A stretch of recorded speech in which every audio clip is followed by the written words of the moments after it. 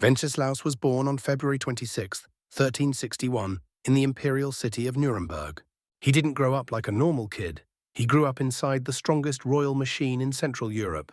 His father was Charles IV, Holy Roman Emperor and King of Bohemia, a man who turned Prague into a powerhouse and made Bohemia one of the richest kingdoms in Europe. Charles didn't just want a son, he wanted an heir nobody could question. So Charles did something bold. While Wenceslaus was still a child, he had him crowned as King of Bohemia. The message to every noble was simple: this boy is the future.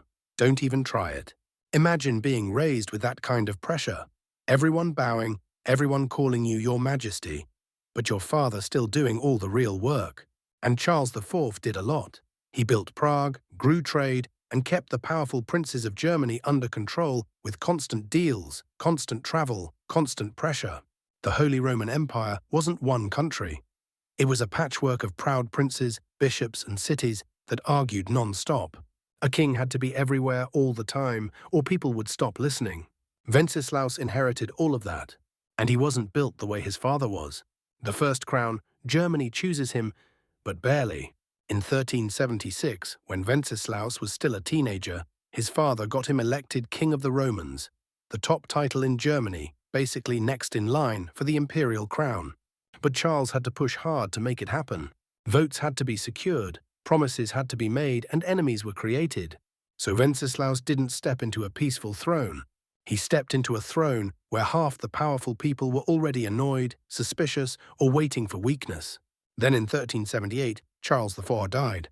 Wenceslaus was only 17, and suddenly the training wheels were gone. A young king with a huge problem. Wenceslaus had two massive jobs: rule Bohemia, rich, proud, full of powerful nobles; hold Germany together, chaotic, violent, and full of princes who wanted more freedom. But Wenceslaus didn't love the German job. He didn't enjoy endless travel, endless negotiation, endless feuds. He preferred Prague. He preferred his own circle. He wanted to rule in a way that felt personal, not like a full-time referee for the entire empire. And that choice mattered, because in the Holy Roman Empire, if the king isn't present, the princes don't panic. They celebrate. They fight more. They collect more taxes. They grab more land. They ignore royal orders. Germany started sliding into lawlessness. Noble feuds got worse. Merchant roads became dangerous. Cities formed leagues to defend themselves. Wenceslaus tried to stop it with official peace proclamations. Rules meant to freeze private wars and protect travel and trade. Here's the kind of wording used in these imperial peace rules. It has also been agreed. That sounds great. But proclamations don't enforce themselves. To enforce peace, a king needed money, troops, and loyal allies across the empire. And Wenceslaus didn't have the grip his father had. So Germany kept drifting. And while Germany drifted, Bohemia started boiling.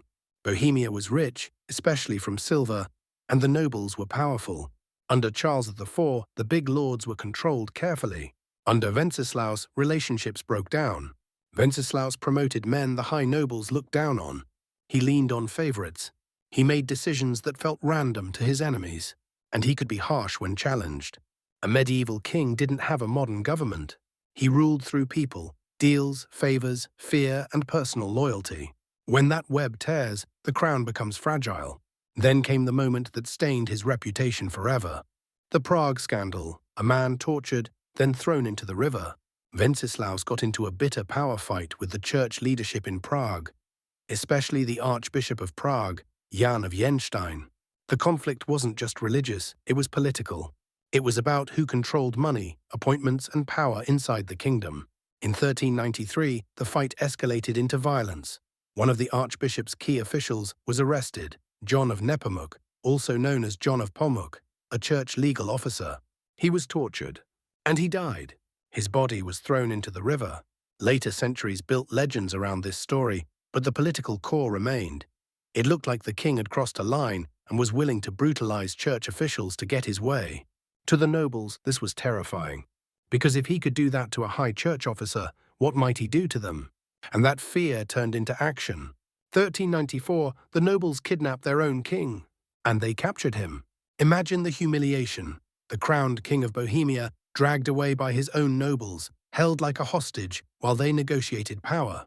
This wasn't just a Bohemian crisis. This was a signal to all of Germany. Because if your own lords can seize you, then princes in the empire stop treating you like a real king. And they did. Germany gives up on him. The princes and prince-electors watched Wenceslaus for years and saw the same pattern. Germany unstable. The king mostly absent. Private wars everywhere. Little enforcement. Constant distractions in Bohemia.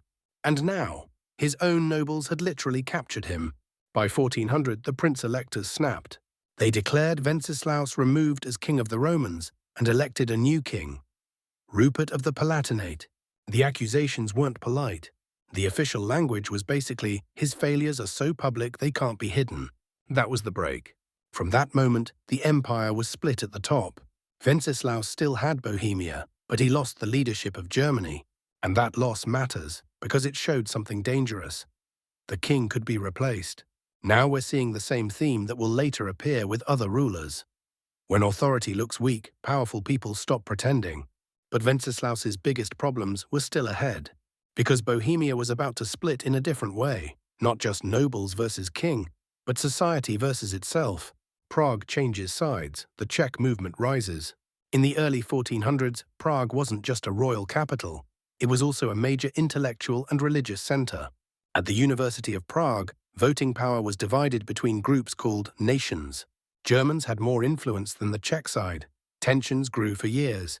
In 1409, Wenceslaus made a huge move. He changed the voting rules so the Czech side gained control. To Czech reformers, it felt like a victory. To many Germans, it felt like they were being pushed out.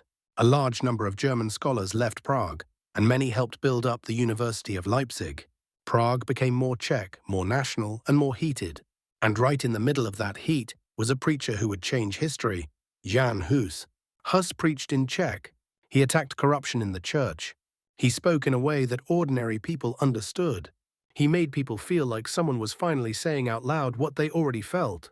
The church leadership hated him, and Wenceslaus at times protected Hus, sometimes from sympathy, sometimes because it helped him against his enemies at home. But this was like playing with fire inside a wooden house. Because once people start believing authority is corrupt, they don't stop at bishops. They start asking questions about kings too. The brother in the shadows, Sigismund. Sigismund was Wenceslaus's younger brother. He became king of Hungary and played a much bigger international game. He had ambition. He wanted power. He wanted the whole Luxembourg family empire to revolve around him. And he didn't treat Wenceslaus like a respected older brother. He treated him like an obstacle. In 1402, Sigismund captured Wenceslaus and held him prisoner. Think about what that means. Wenceslaus had already been kidnapped by his nobles once. Now his own brother seized him too. Bohemia was thrown into chaos. Loyalists were punished. The kingdom was squeezed for resources. Wenceslaus eventually escaped and returned. But every time he was captured, every time he was forced to bargain, the crown looked weaker, and the kingdom split deeper. 1415, Jan Hus is executed, and Bohemia explodes emotionally. For many Czechs, this wasn't just a religious event. It felt like an attack on Bohemia itself. Like the wider church and empire had decided Czech voices would be silenced by force. That anger didn't stay in books or sermons. It moved into the streets. Wenceslaus was trapped. If he crushed Hus's supporters, Prague could explode. If he protected them too openly, nobles and church leaders would turn harder against him, and Sigismund would use it as a reason to tighten control. This is what weak rule looks like as a story.